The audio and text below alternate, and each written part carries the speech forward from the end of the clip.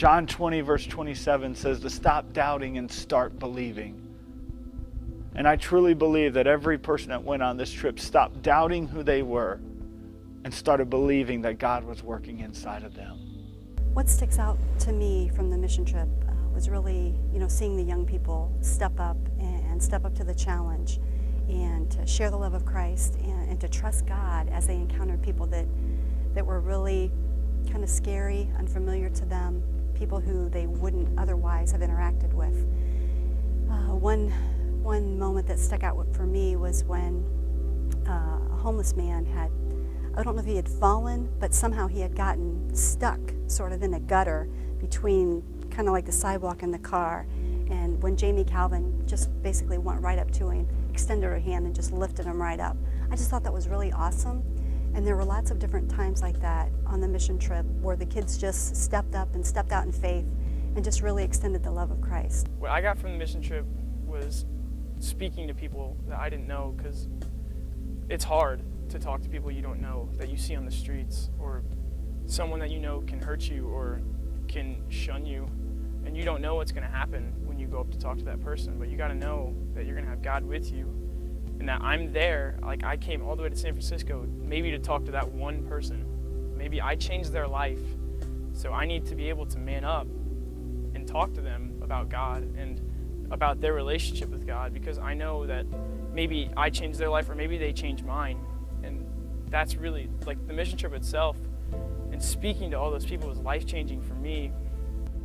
Before the trip, I told myself that I wanted to be confident and go up to people and really make an impression and pray with them and show them, like, the love of God. And so I prayed to God to give me strength and to give me courage to do it. And the first day we got there, and they told us to write Father's Day cards, and we were going to go out and hand them out. And I kind of sat back at first and watched some other people go. And then I saw a guy in a wheelchair drop some things, so I walked over and helped him pick them up. And then I just really started the conversation from there. And my confidence grew from there. Like, at the beginning, I was scared. I didn't really want to. But each person I went up to and talked to, it just got easier and easier. And at the end, like, they said we were doing street ministry, and I got excited, and I was, like, ready to go out and share God's love and talk to people. And, like, my confidence just grew so much over the week. The most fun thing that I had doing was, at first we went up to the hotels, which was where people lived, and we gave them food. And the first time I did that, I hated it. It was awful. I didn't want to go back. But the second time, it was so cool to listen to all the people's stories, and they just wanted to talk to you and talk to you. And I thought that that was really awesome. One moment that really changed my life was Thursday night when we did a big worship and Bible study. And while we were worshiping and I was getting into a time of God, I saw God. And I saw Him, and the worship was so amazing. And I needed to change my priorities right then and there, saying, God, you come first. What do you need me to take the background on? Just tell me and I'll do it. And it all ties in with a stop doubting, start believing. That moment forever, I will probably remember, because I was just in such a God moment. One of the things I enjoyed so much about this trip was just the group of people I've got to go with. I mean, there's a bunch of people I've been on trips with for 3 years, and then some I've only been on with 1, but it just was fun working with them on this trip and being able to go out and preach the Word of God to people on the street and just anybody out there in San Francisco.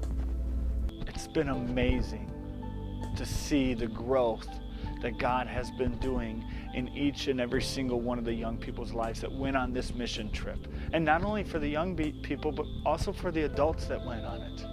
It was great to be able to have a young person walk up to me and say, Chad, we're not just supposed to say hi to somebody.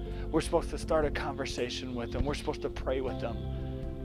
And I looked at the young man and I said, well, go do it. And the person that just walked by me that I said hi to and walked right past him, he turned around, went after that person, talked with them, had a conversation with them, and was able to pray for that man. to see these young people get out of their box and do something that they've never done before so that they can become someone that they've never been has been amazing to see. God is truly blessing these young people. God is truly using them in a way that maybe you and I have never seen before. But it's been awesome to be a part of it. So I just want to say thank you. Thank you to every single person that prayed for us. Thank you to all of those who financially helped. You made this happen. And by you blessing these young people, they were able to go out and help change lives. But not only for them to change lives, but their lives were also changed. And that was because of what you have done for this ministry.